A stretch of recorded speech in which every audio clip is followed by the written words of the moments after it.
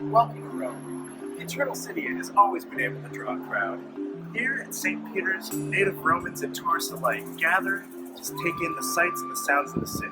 However, in medieval Rome, an entirely different type of crowd was quite common. Peasants, nobles, and popes were brought together in massive parades known as processions. These processions carried crowds throughout the city, celebrating feast days, baptisms, and funerals almost every week. However, once in a while, maybe once a decade, the city came together for one big procession to crown a new pope. Today, we retrace the steps of the Pope Innocent III on the day of his coronation. Why don't you join us? Hello and welcome to our walking tour. We will start our tour at the Vatican with St. Peter's Basilica and end our tour at St. John the Lateran. Our walking tour will take approximately an hour and 15 minutes and it traverses 5.5 kilometers, allowing you to see all the major sites of Rome. We are at the Vatican starting the coronation procession of Pope Innocent III at the very end of the 12th century. The role of papal coronation was long since established, beginning with Pope Nicholas I in 815 as he worked to consolidate papal authority and power. But even before the coronation, Rome was often celebrating one feast day or religious procession, such as important holidays like Easter or for major patron saints. There is no better place to start a procession, especially a papal coronation, than at the Vatican. The Vatican cemented its importance in many ways. This procession was important because the Vatican kept the most precious relics, the greatest apostles, and the important, beautiful icons in St. Peter's Basilica. There is no holier place in Rome than St. Peter's, and there was no seat of higher power than the Vatican around it. The Vatican was located at the Pope's coronation by 3 cardinal bishops, and after his consecration, the procession would begin from leaving the Vatican to move through the city from one side to the other. Dressed in formal wear, the Pope would join the procession wearing both the episcopal mitre and the royal crown, a combination of religious and political power that had been bestowed. The procession was divided into 17 parts. The lower level clergy, horses, and flag bearers in the front. You can imagine a parade of animals, brightly red-colored banners with cherubim, and the subdeacons carrying the crosses. Behind them would be officials like scribes, lawyers, judges, singers, all the way to the back where the high-ranking priests, cardinals, and bishops would follow. The 17th layer of the procession was the newly crowned Pope.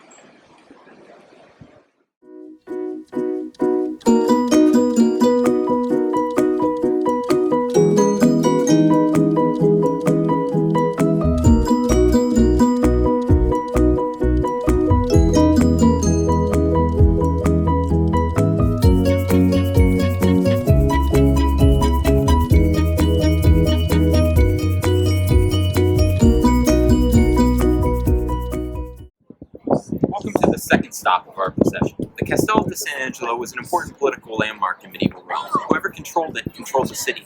For instance, in the 10th century, the Crescendi used it as a garrison and used it to seize and imprison 2 popes, John X and Benedict VI, replacing them with men who would act more favorably towards them. This plan eventually fell apart when the citizenry rose up and cleared out the space, angry about the new pope. In the aftermath, the church learned from its past mistakes and worked to claim the fortress as its own. This strategy was incredibly valuable, and that St. Gregory VII was able to take refuge there in a 1084 siege of Rome by a German king. The Castel di San Angelo didn't always have this military importance. It began as Hadrian's tomb, which can still be seen in the inner tower structure. The bridge over the Tiber, known as the Ponte St. Angelo, was also built by the Hadrian. That said, those are some of the only original structures that remain, as the space was transformed into a fortress in the 5th century, so walls and other defensive elements had to be periodically added into the space. Additionally, many decorations, like St. Peter and Paul on the Ponte Angelo, were added during the Renaissance, and thus aren't worth mentioning. The Castel also has an important religious history. During a plague in 590, there is a story that St. Gregory the Great led an emergency procession by the Castel, and upon arriving, witnessed the Archangel Michael appear over the structure, sheathing a sword and announcing the end of the disease. Thus, in summary, the Castel represented an important marker of the papacy's physical and religious power, with its ability both to loom over the space and provide miracles.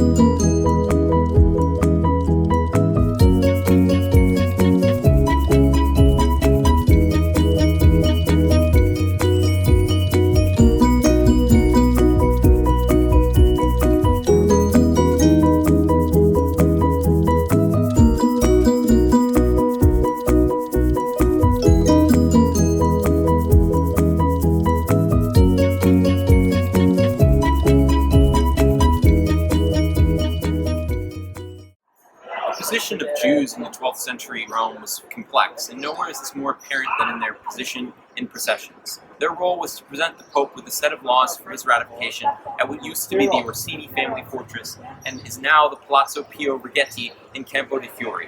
The Pope would then reject them, grabbing a Torah from the Jewish leaders and ceremonially dropping it on the ground. This was part of a medieval agreement in which the Pope guaranteed Jews protection, but presented them as vastly inferior to Christians. The Pope held this power and others over the Jews, maintaining a paternalistic relationship with them. The Church held that the Jews' belief in the Old Testament signified the truth of Christianity, yet their suffering from the diaspora showed that God punished them for rejecting Christ. As such, the Church made sure that Christians got privileges that Jews didn't. These privileges were granted by the popes over the years, as Jews were spiritually restricted through limits on their ability to construct new synagogues, and could have those buildings claimed by Christian leaders later if those leaders wanted to use the property for themselves. Yet Jews also still had various political rights, which were only occasionally enforced, like citizenship, protection from attacks on synagogues, and the right to a trial. As for the structure itself, it was controlled mainly by the Orsini family during the 12th century, an incredibly powerful and wealthy family in Rome. Over the course of about 100 years, they managed to buy up properties all around the area, accumulating a tower, oven, garden, and house nearby. The fortress was one of 3 they controlled throughout the city, built on top of the old ruins of the Roman theater of Pompey near the Campo di Fiori. It lasted for a long time, being passed down between the Curioni, Savelli, Massimi, and Orsini families, but sadly was torn down sometime during the 20th century. Currently, Palazzo Pio stands where it would have been. Why this structure was chosen for the procession is not explicitly stated, but there is evidence many Jews live nearby, and the fortress nearby, Campo di Fiori, were important political landmarks in the city.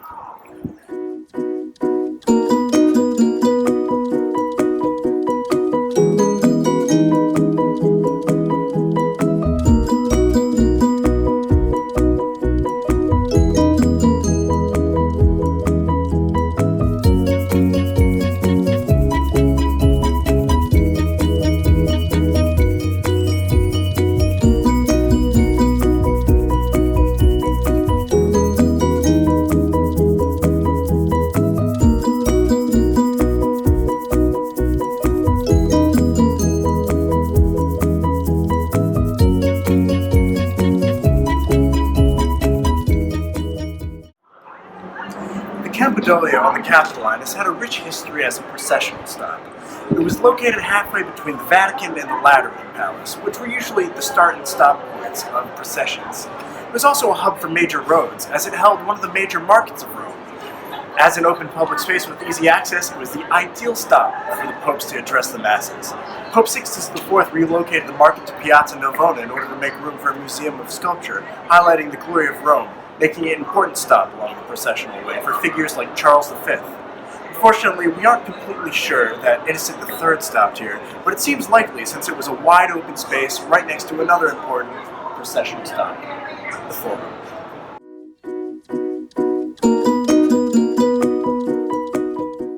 The Forum. This place remained a symbol of romanticized imperial Rome for centuries after its heyday. Innocent III would have come here as a newly coronated pope to greet his subjects. Though connected to imperial Rome, the most important aspect of the Forum was its open space. The streets of medieval Rome were tight and less than ideal for preaching to crowds of people, and the pope was required to stop at least 6 times to address the city. The need for processional space resulted in the development of wider roads, especially after the return of popes from Avignon. The streets became incredibly unpopular real estate for rich and powerful families who created lavish facades in order to associate their family with the glory of procession and set their properties apart as landmarks along processional ways. Many of these routes were concentrated around Tiber Bend, and as a result, processions began to move away from the Forum.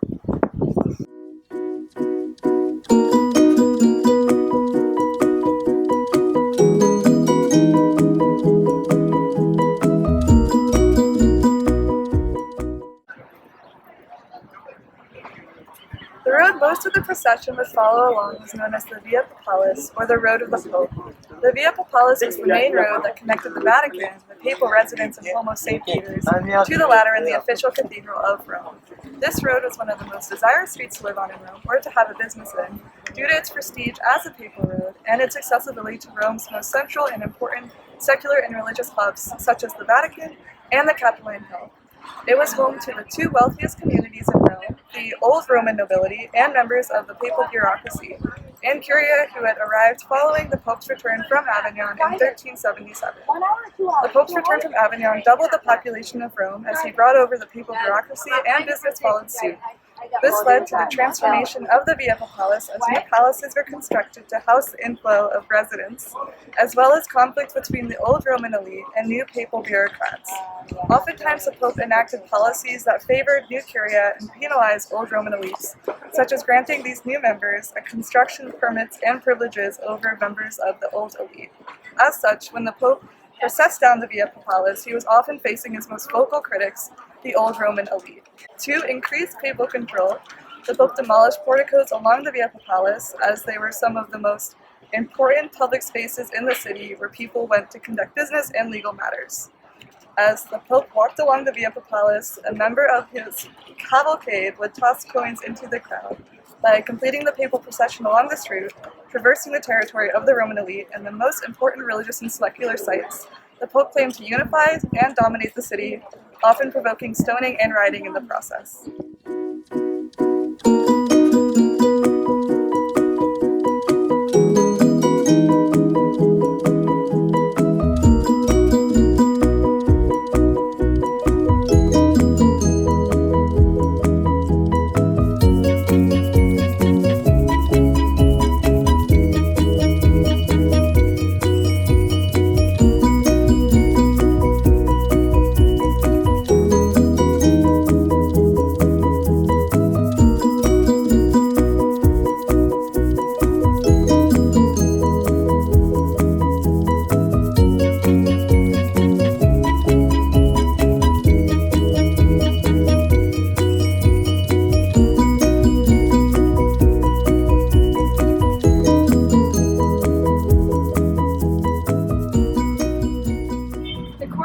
Procession followed the pattern, beginning at the Vatican for the consecration in the papal area to cross the river and go to the city, and then to the archaeological zone, and then to the churches.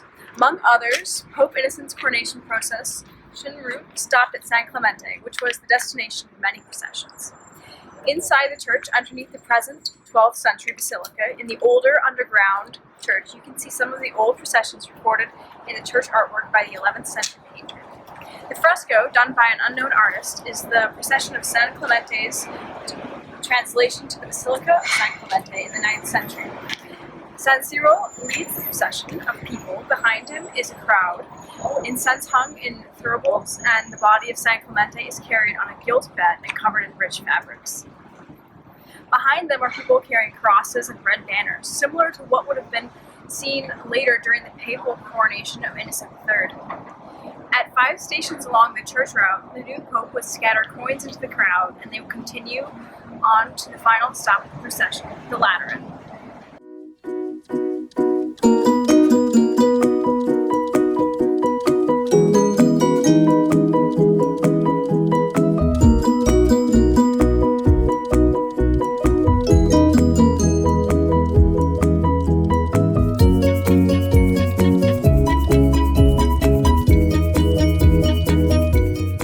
The Lateran complex is the final stop of the papal procession. The Basilica of St. John Lateran is the cathedral of Rome and mother church of the world, located on land once owned by Emperor Constantine, which he donated to the church in 311. The Lateran Palace was the main papal residence before the popes moved to Avignon in 1309.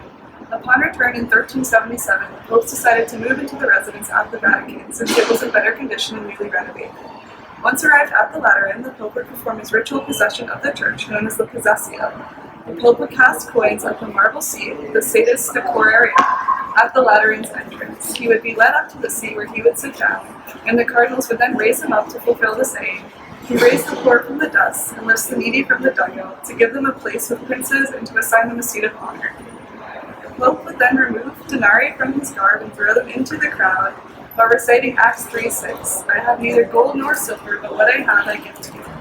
This ceremony is similar to those conducted by Byzantine emperors upon their accession, illustrating Byzantine influences in Rome during this time. One interpretation of the possessio is that the coins thrown by the Pope are his gift to those who had elected him, and is an offering made by the possessor of the Church, the Pope, to those who have elected him, and to its owner, the people. Popes are crowned at the Lateran until 1870, when Rome became the secular capital of the kingdom. Pope Innocent III may not have finished his procession at a cafe, but it's a great place for us to conclude our walking tour. Thanks for coming along with us, and make sure to check out the other CGMR website material that's linked at the end of the video for more walking tour information. Ciao.